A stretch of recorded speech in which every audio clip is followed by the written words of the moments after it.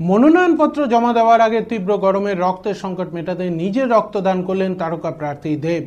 তীব্র গরমে রক্তের সংকট মেটাতে ঘাটালের খড়ারে দেব নিজে রক্তদান করে। রক্তদান শিবিরের মধ্যে দিয়ে মেদিনীপুর জেলা শাসক দপ্তরের কর্মী সমর্থকদের নিয়ে জেলা শাসকের দপ্তরে কর্মী সমর্থকদের নিয়ে এদিন মনোনয়ন জমা দিতে যান ঘাটাল লোকসভা কেন্দ্রের তৃণমূল প্রার্থী দীপক অধিকারী ওরফে অভিনেতা দেব।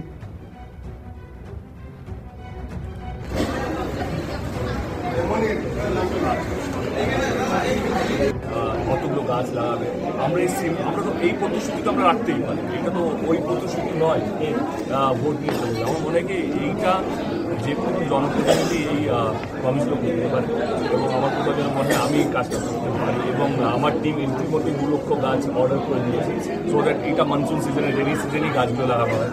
তো সেই জায়গা থেকে আমরা 2 লক্ষ গাছ অলরেডি অর্ডার করে দিয়েছি যাতে গাছের প্রত্যেকটা অঞ্চলে গাছ লাগানো হবে এবং এই গরমে যে লড়াইটা সেটা কোথাও যেন কিছুটা সহজ হবে বলে আমাদের মনে হয়।